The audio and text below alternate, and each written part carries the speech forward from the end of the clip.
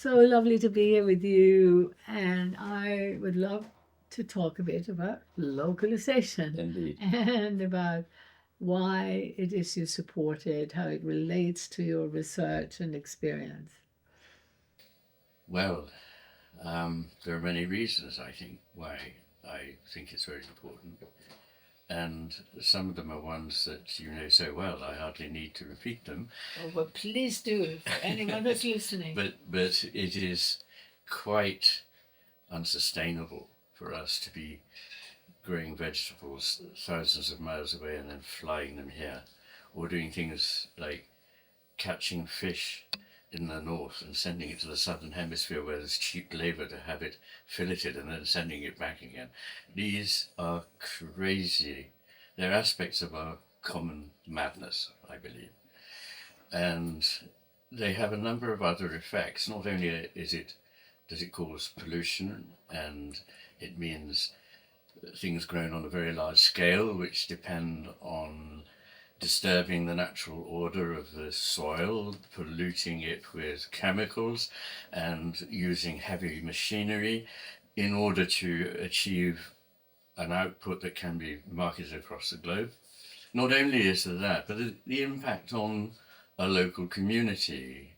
Too many of us perhaps feel that we have no place where we belong anymore.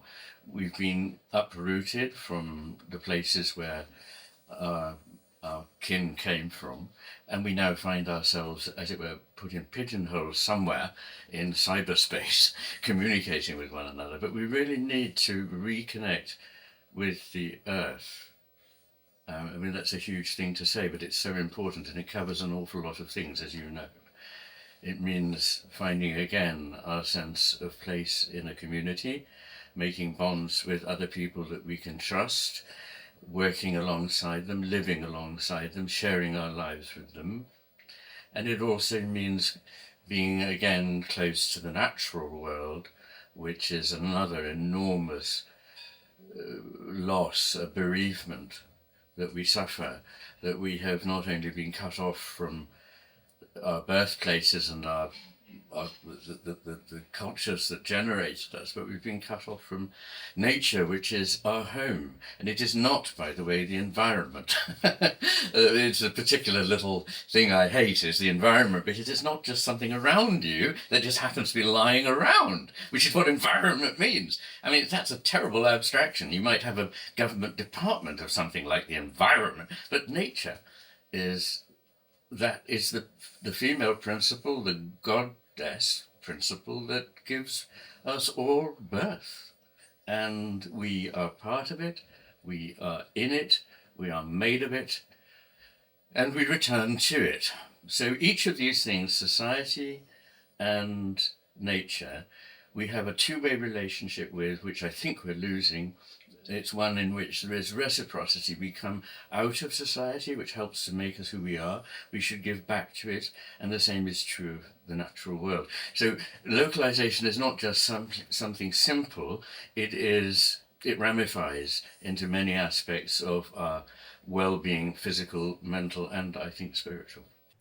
Now, exactly, localization, as we promote it in Local Futures, is about the spiritual, psychological, social, ecological reconnections, and where we experience that, yes, the natural world is us, we are it, it's a constant exchange, and we don't realize what's happened as we've been further and further removed from that living experience, pushed into a man-made environment, made possible by so-called cheap fossil fuels, covering the ground so it doesn't breathe, living in high-rise apartments, no natural sounds, artificial man-made sounds.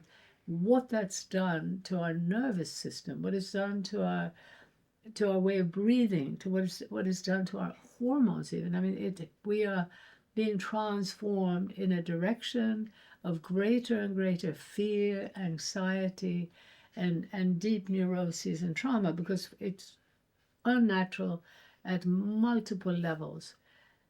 what I feel so happy about is to have been able to encourage, to catalyze initiatives where people consciously reconnect to each other and to the living earth, to the plants, to the animals, and where they experience a feeling of healing, a feeling of coming home to where we belong. And when we see that this is also a way for human beings to increase the productive use of the natural world while decreasing their impact, so that urbanization, moving away from nature into these cityscapes that were artificial, drove up the per capita use of resources dramatically.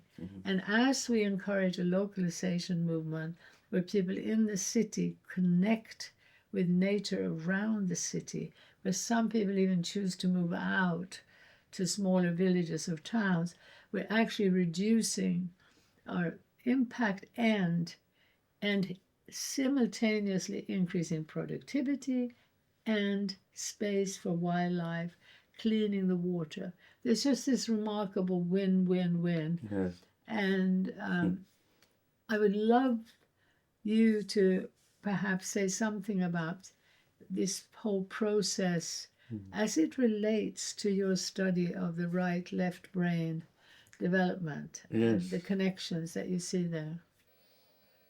Yes, well, you're right to point to the impact on us as a whole, because apart from anything else, we know that we're all getting extremely anxious and stressed.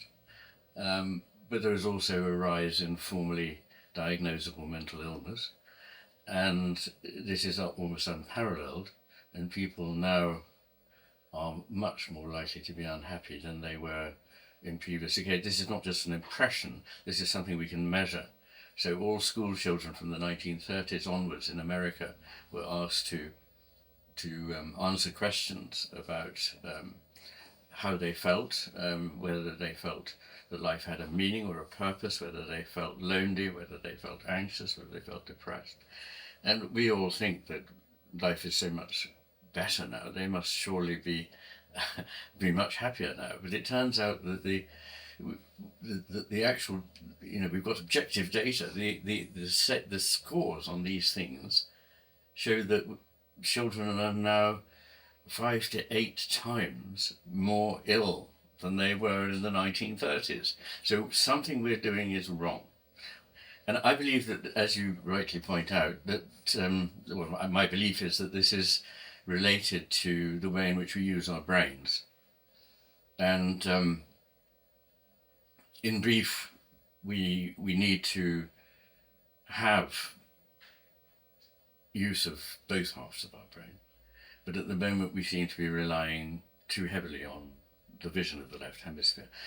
What do I mean by that? Well, I mean, the first thing is, it's extraordinary that the brain is divided at all. It's an organ that its whole power comes from making connections. Why would it have this whopping great divide down the middle with this smallish band of fibers at the base, the corpus callosum, which connects them?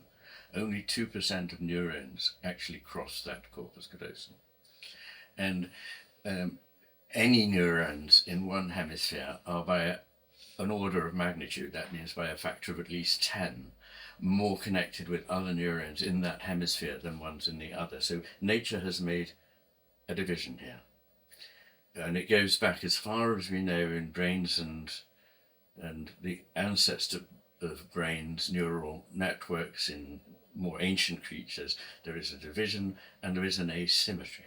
And that is because in order to survive, we need to have a kind of attention that will see very clearly a small detail, something that you need to catch to eat in the first instance, but also something that enables you to, in higher animals, to use a twig to do something, to, in other words, to manipulate the environment, to have tools, but to be a good predator.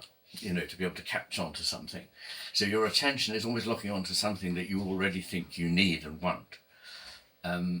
Meanwhile, if you're only doing that, you become very vulnerable because you're not watching out for predators.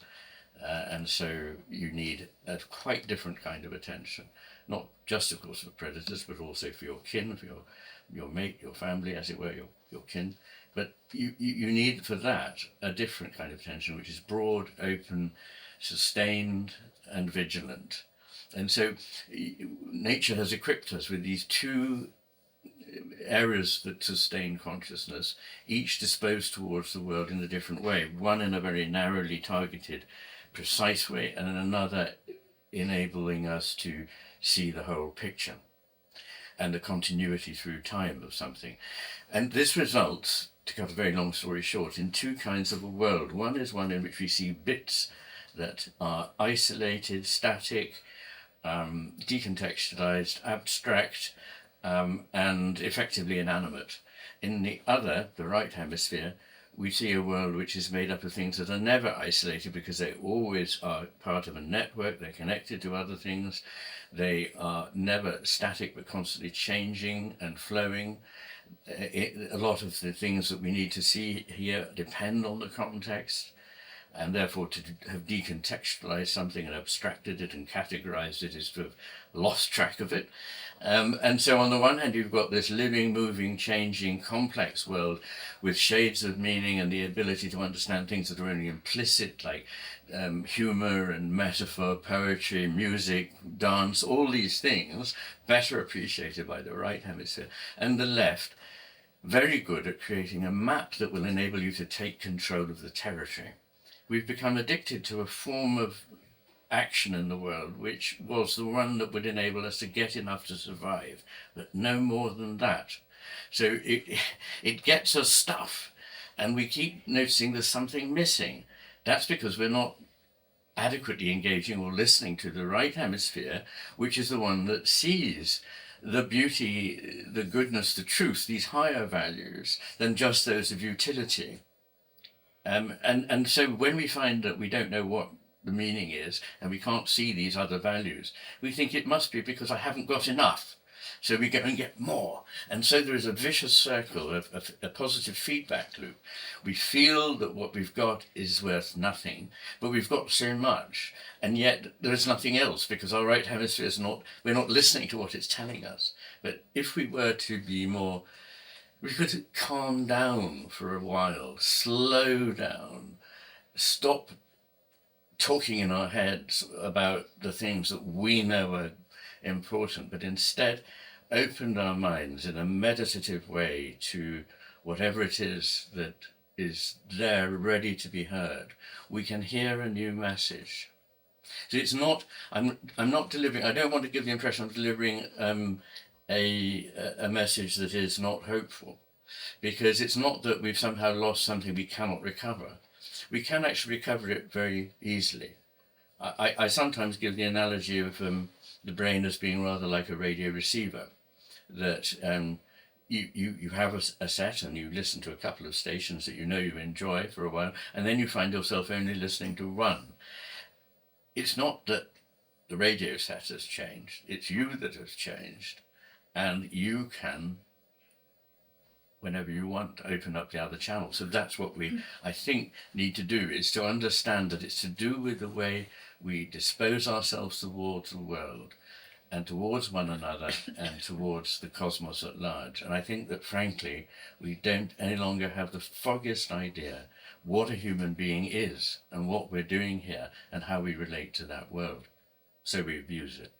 I would argue also that when people are helped to reconnect with each other and with the rest of life, even wonderful stories of what happens when people who are in one way or another traumatized, unhappy, lonely, addicted, even being helped to connect to an animal, to connect to nature around them, to connect to other people in a meaningful, deep, slower, listening way.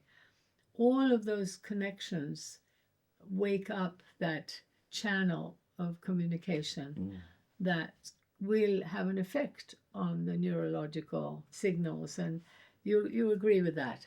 I definitely do. Yeah. I mean, we are social animals. And of course, it goes without saying that until very recently, all creatures, including ourselves, lived in intimate connection with the natural world. Yeah. Until about 1800, I would think 99% of the population of the world lived in intimate connection with the natural world, depending on it, interacting with it, and returning to it. Whereas now, um, perhaps only half the population of the world lives in that close connection with the natural world. So we've lost something profound. We've been deracinated and depending on rules now instead of on an inner feeling of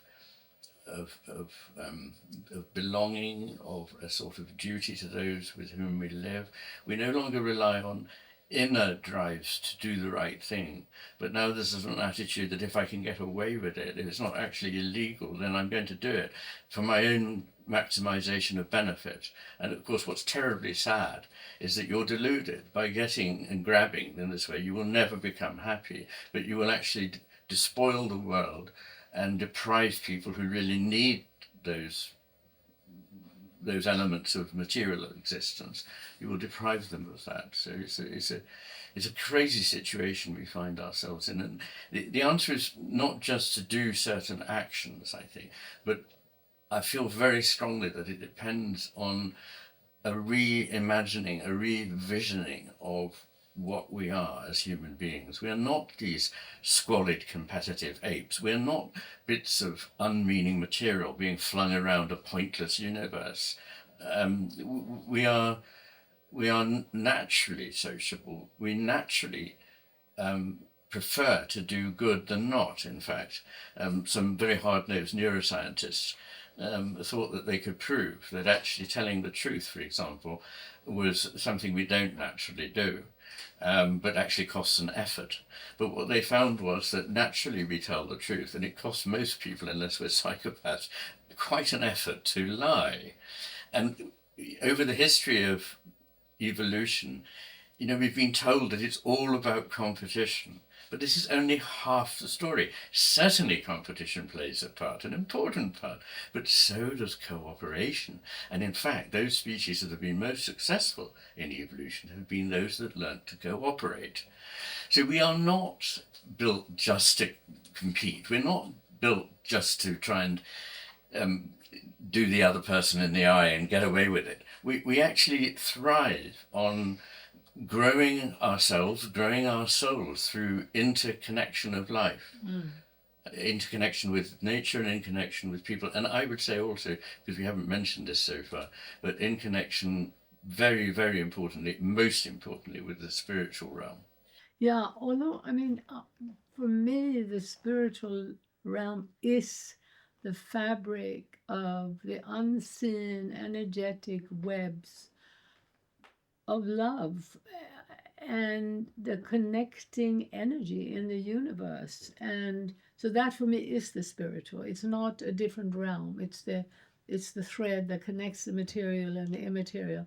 And that's again why promoting this localization as a structural way to start experiencing that web of connection is this spiritual awakening.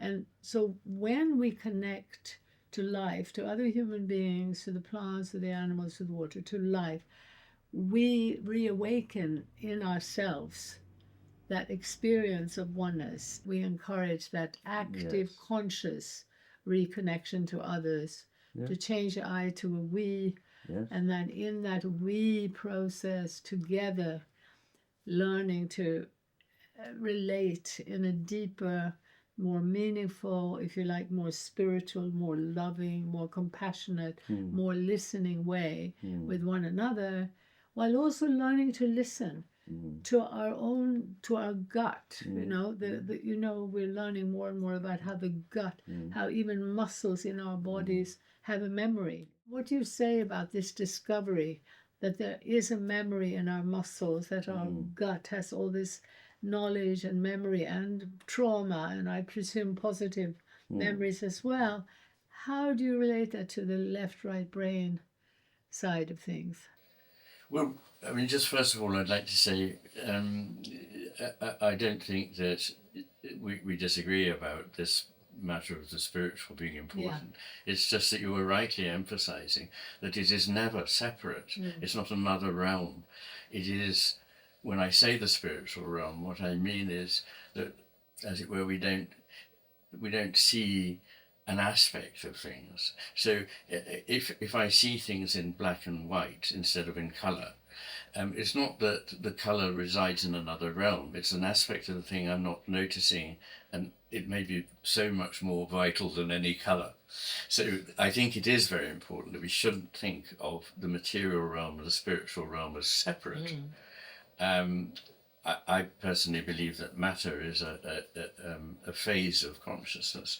It's an aspect in which in which consciousness manifests itself. And so in that sense, we are all consciousness. And to come to your question about other parts of the body, one of the problems I have with a lot of contemporary philosophy is that it imagines that we are disembodied cognitive machinery. In fact, a lot of it talks in terms of the language of computing. And I think this is a vast shame, because it's completely blinding us to the ways in which we are not like machines.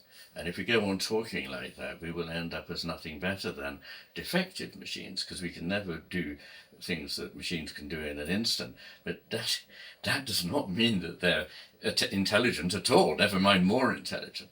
What we have is experience through our bodies, through emotions, which are expressed and experienced everywhere in the body, and through the business of learning to negotiate being with and being separate, being one with, being distinct from, losing things, being bereaved, suffering, and eventually realizing that we need to die. And no machine is ever going to do this, but these are the things in the context of which we can understand meaning. I know that life has meaning, and I know that life has purpose. But if you say to me, so what's the meaning? Or say, what's the purpose? It's not that kind of a meaning, and it's not that kind of a purpose. It's not articulable in a few words. In fact, it resists the drag of language, which always connects us down to the everyday things, in a depleted sense.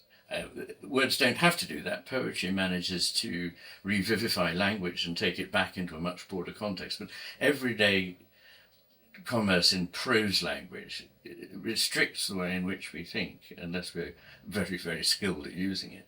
So what I'm really saying is that the body, the energy that is in the body, and the nerves that are in the body, and even the muscles which are in close connection, intimate connection with the nervous system, and the whole is pervaded by an endocrine system which is working on the body through the blood, and the endocrine system is profoundly connected with the brain. So this is all one system. The trouble with the West is that we always want to break everything up.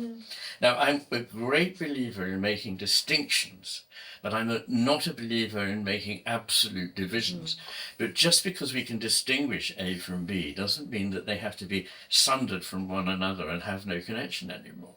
And that that can be done without a criminal, essentially, destruction of the truth of reality. You know, the minute we think we can cut it in half like that, we've lost touch. We've lost touch with something, any sense of what is real. Very important. Yeah. And our bodies and the right hemisphere, which also interestingly has a more profound connection with the body than the left hemisphere, enables us to see that wholeness.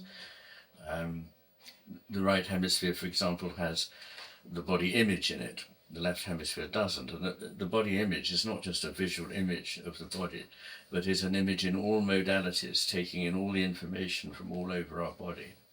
And it has more profound connections between areas of the inferior frontal cortex and the anterior cingulate cortex.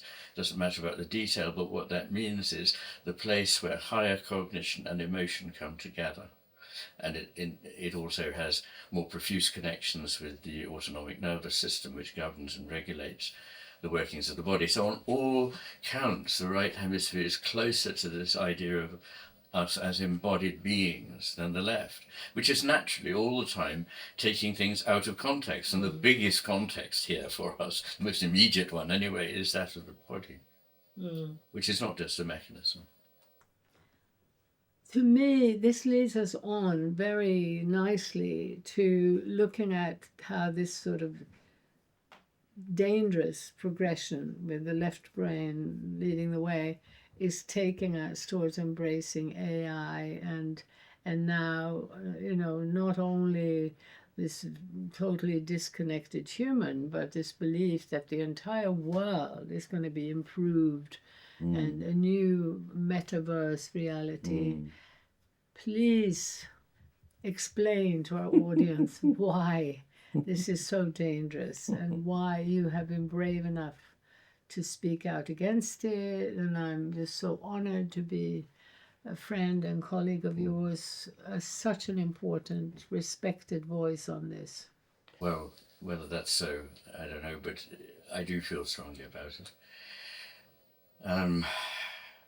It's already changing our lives. It's not something that's going to happen in the future. Worse will happen in the future. Yeah. But it's already happening. And what is it doing? Well, first of all, we are being taught to think of ourselves as deficient machines, which means we miss most of what's important. Secondly, it's interfering in our lives in ways that are perilous.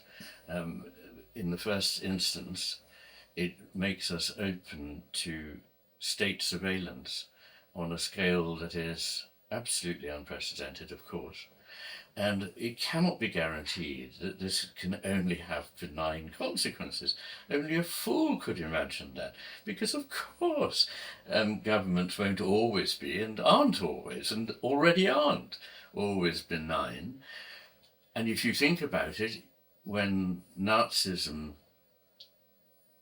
terrorized Europe, it was possible for people to mount resistance by meeting together out of sight, distributing leaflets in stairwells of blocks of flats, doing things of this nature. Now you wouldn't be able to, because it would all be recorded, and we would be like the Chinese population are now, which is a vision of where we are going to be, in which everything they buy, everything they say, everyone they're seen talking to, goes into a score, which either permits or denies them further education, the ability to travel, the ability to put their children into university, and even certain basics of life like being able to buy a place to live in.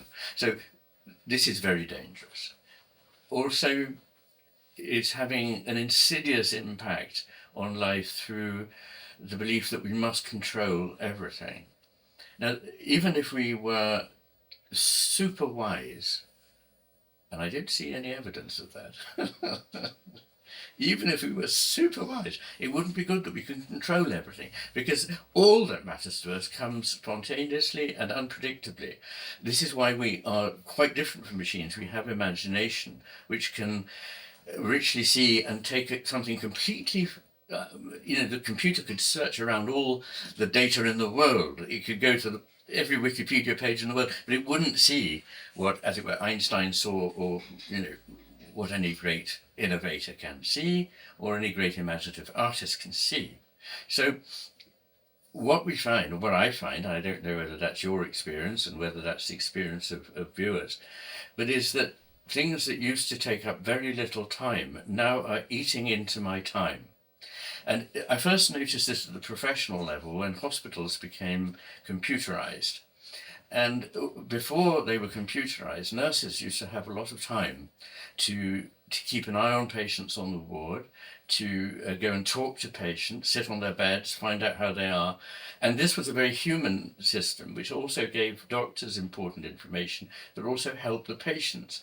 But since computerization, nurses now estimate that they spend 50% of their time on a shift on filling in forms and trying to get the IT system to behave, which of course it doesn't always. And in my own life, I now find that something that would have taken a 5-minute phone call to an office somewhere 15 years ago or 10 years ago now takes me a whole morning, because a system is not well designed, and it doesn't answer the question, I'm asking.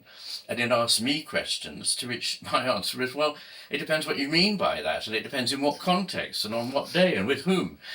So we're being reduced to some incredibly simplistic algorithmic being, which is a travesty of humanity. It's the death of humanity, the death of our imagination, the death of life. It is actually strangling life. There's this phrase from Kornhuber, who was a novelist in the late 19th century. Life itself no longer lives. And he was already noticing that in the 19th century.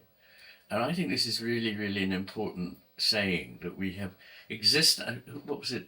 Was it Walter Benjamin who said that experience has fallen in value? So actual experience of the world, the sort of thing that the indigenous people that you work with have, from their close relationship with their traditions, where wisdom is passed on, with how to make things, how to do things in a way which is sustainable, all this experience is devalued compared with an algorithm. And somebody who is a farmer told me the other day that they won't get insurance unless they can show that they cropped their crops on a day that is dictated to them by something with a weather forecast. If they fail to do that, they have no protection. What this is doing is reducing everybody to producing exactly the same mediocre outcome. And to me, it's terrifying. And even if it wasn't mediocre, which it very obviously is, it's a negation of all that human life stands for and means. The system is a mechanized, huge machine, which, by the way, serves this enrichment of fewer and fewer people at the expense of the majority. So they have this entire technological infrastructure, all the time replacing people with energy and resources, all the time in so doing, driving up pollution and unemployment and poverty. Exactly. So coming down to those very practical repercussions, I'm hoping can help to build a powerful movement to say no. I'm amazed at how many activists still believe that the internet and the computer and the mobile phone have served us. As you were saying, we remember that 20, 30 years ago, we could do things in half an hour that now takes half a day. Yeah. And what you were saying about nurses in the hospital, I mean, this is a backwardness and a regression beyond, beyond words. I mean, it is so dehumanizing. So for years, I've been giving the example that when you go to see the GP in whatever country, now increasingly they spend their entire time looking at a computer screen. They don't even look at you. And year by year, you have less and less time with that doctor. And that doctor has virtually no time for you, spending the time looking at the screen. The relationship also between the teacher and student. So now, I mean, sometimes I'm told that, well, in Germany, the biggest suicide rate, burnout rate is among teachers. And then in another country, it's farmers, their suicide rate. Another one is doctors. The fact is that the majority of people are suffering more and more. And yet, we must all do our best to get out this bigger connected picture. To show whether you care about health, whether you care about education, whether you care about the environment, connect the dots. And let's together insist on systemic change. I agree, of course. But we've completely, you raised a very interesting question, we've completely misconceived what a doctor, what a nurse, what a policeman, what a teacher, what a lecturer is doing. And it's become, and this started to happen in the 70s, all based on a business model. But it isn't. What goes on between a teacher and a student, between a doctor and a patient, is a relationship. Fewer people are going into teaching, fewer people are going into the universities, because the universities have become strangled by bureaucracy and dogma and the ridiculous idea that it's not a place to discuss ideas, but to prevent ideas from being discussed. I mean, who would want to go into that? So here what we're talking about, we're talking about nurses and doctors, policemen, teachers, everything that people care about. We're in the name of progress. In the name of safety as well. Yeah, in the By the way, name of which is safety. fascinating because all these things are supposed to make people safe. Actually, they cause danger. If we look fundamentally at why and how, what is it that's happened that has led to this? See, from our perspective, it has been about this economic handover of governments handing over power to global, for-profit, publicly traded corporations and banks that are almost like this machine searching profit. And that march of progress has been linked to systematically replacing human beings with energy and technology. I know. Yeah. So, but we need to spell that out really clearly. And what does that mean now in terms of AI? I think, yes, you're right that it's because of these economic and political changes. But when you ask me, so what is going on? I say, yes, but that's just a manifestation of something more deep lying, which is this allegiance to power and utility and the getting of stuff, which is the agenda, the sole agenda of the left hemisphere. It is the sole agenda of the left hemisphere, is to enable us to get and amass stuff. So of course it produces this, and of course it leads to technology that has a life of its own. Now I used to, if I may, I used to say, in order not to seem Luddite, technology is neither good nor bad. It depends what is done with it. And in one sense, I stick to that. And I certainly don't think that everything to do with the internet and so on is bad. There is good and bad in it, and I myself have benefited from it. But, as Daniel Schmachtenberger pointed out to me, once a technology is created, and it's clearly true, whether or not it's used for good or bad is not necessarily an open question, because it gives a capacity that is almost certain to be exploited that will take us into a more mechanistic way of viewing the world. I think it's very unwise to talk about technology without talking about who created those technologies, who funded it, for what purpose. So to see technology as this separate, growing march is simply, again, not looking at the big picture enough, and to see if these technologies were created for profit for a tiny minority of giant corporations that we know are benefiting from creating both pollution, unemployment, ill health, then we need to say that technology, by definition, should be viewed with great suspicion and possibly be discarded before it's even applied. We need to start looking at the mega technological systems that were brought in. Of course, we know about nuclear power. Hopefully, most people are rejecting that because they know the irresponsibility of having no idea what to do with the waste, etc. The same with genetic engineering. This way of capitalism, and I'm talking here about capitalism which is one with technology. I mean, you can't really separate them. The impact of it is extreme. So take the example of Romania, a wonderful country that I visited about 5 years ago. And I know a bit about its past and a bit about the way of life that survived there, a sort of integrity of rural life that existed until 1991. Now, the fascinating thing is that this country was subject to raids by Tatars. It was Sovietized, and they tried to destroy the farming system. It was occupied by the Nazis. It has been attacked by Hungary. It has been attacked for 1,000 years, and it kept its way of life going.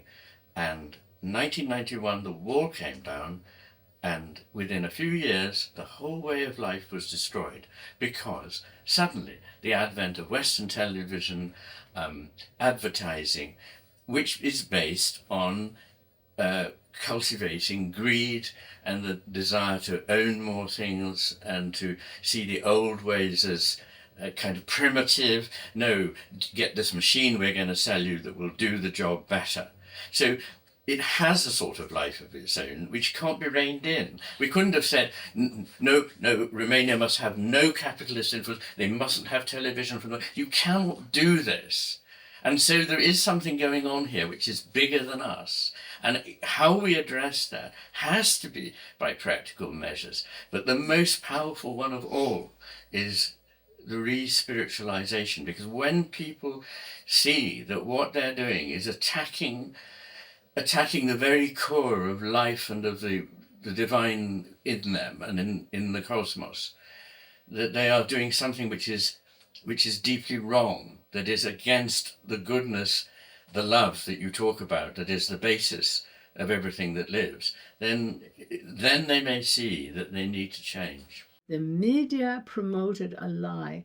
The media, with lots of money from corporate greed, promoted a vision of a life far better than their own. We in the West can try to build up a voice strong enough to encourage that from the West, and we're talking primarily about Western rooted banks and corporations that are having this impact in China, in Romania, in Ladakh. We have a responsibility to try to speak out, to try to do what we can to show that for our people and the people of Romania and the people of China, we have a system that works against all of us. We've allowed this development, in some ways supported the development, which now threatens to create over the next few decades even more horrific effects, ill health of every kind, divisiveness, friction. I think we're very much in accord, and I certainly agree. Of course, I've written about it at enormous length, that this way of thinking arose in the West, and it has been magnified since the so-called scientific revolution at the end of the 17th century, through the Enlightenment into the Industrial Revolution, and spread across the world.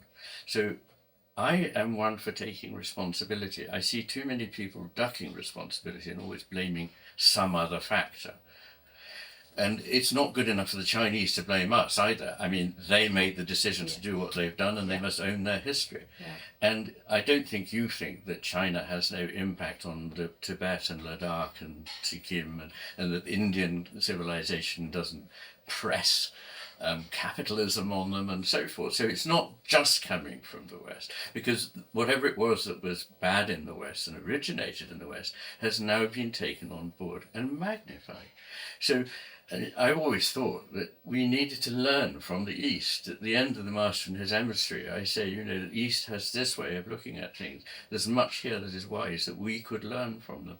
But unfortunately, they have adopted our way of thinking and taken it to extremes. We need not to spend everything on something, but we need to diversify, to use your phrase, to think globally about our situation, and not just to attack one thing, but to manage a situation which is really a spiritual malaise. A spiritual malaise. It is a pathological condition we are in. What can we do about it? Well, the first thing is, I don't think we should lose hope. Attention changes the world. How we attend is not just an incidental cognitive function. It is how we dispose the whole of our consciousness, our awareness, towards the world. And if we dispose it in one way, we find one thing. If we dispose it in another, we find a completely different thing. And so we all have the experience that on a good day, we feel positive. On another day, we feel completely overwhelmed and negative, and you look around you. Did something happen overnight? No. Have I suddenly had a terrible piece of news? No. Is it the weather? No. So we can see the world in different ways. So training yourself to see the world as not something that you can have no influence over, not as something that is ranged against you, but as something that you have the privilege to be able to create along with other people. And not just your own world, but by doing this, you do something that other people also benefit from and inherit from you. So that is one thing. But another is to see things less mechanically by re-immersing oneself in certain spiritual practices, such as mindfulness, if you want, learning certain kinds of meditation, learning certain cognitive therapy techniques, such as challenging your own negative beliefs. These are all very simple. They're very homely things. But there's something at a higher level, which is that I stopped treating patients because of the response to The Master and His Emissary, my earlier book from 2009. I had to make a decision whether to go on treating patients or to write and travel, because there seemed to be an enthusiasm for what I was saying. So I took the decision to take a drop in salary of 90% and move to Scotland and write. And I thought, how will it feel no longer treating people? Now, the really fascinating thing is that at least as many people have written to me after reading my books to thank me for having changed their life and their way of seeing things as ever did when I was in one-to-one practice. I had not anticipated this. So what this tells me is that what I'm saying, although it may seem a bit highfalutin and philosophical and all that, is actually something that people understand in their gut as well. They understand what has gone missing. And I can't tell them, I have just told you some rather sort of noddy things you can do, mindfulness and so on, and they're useful. But really what you need to do is reconceive what you're doing here. Have a sense of your value, that you have purpose, that you have a reason for living and doing things. And that means that there is some value in spreading the kind of message I am doing, which is about the human condition. And people, including people with autism, people with schizophrenia, and people in the families of people with autism and schizophrenia, and other people with ADHD and other problems, have written to me, and head injuries, have written to me saying, thank you, because for the first time I understand. And if that's true, if I'm promoting a picture of the world which is not the autistic one, and I think that is one way of saying what I'm saying, because in autism what you tend to see, there are autisms, there are different ways in which they manifest, and this is not a way to disrespect people with autism who are often highly achieving, but that they tend to be rather dependent, hyper-dependent on the left hemisphere to the expense of the right. So if I can get that message out more widely, then I think we can see some hope. You do your work, I do mine. We do it in harmony and in complementarity, I believe.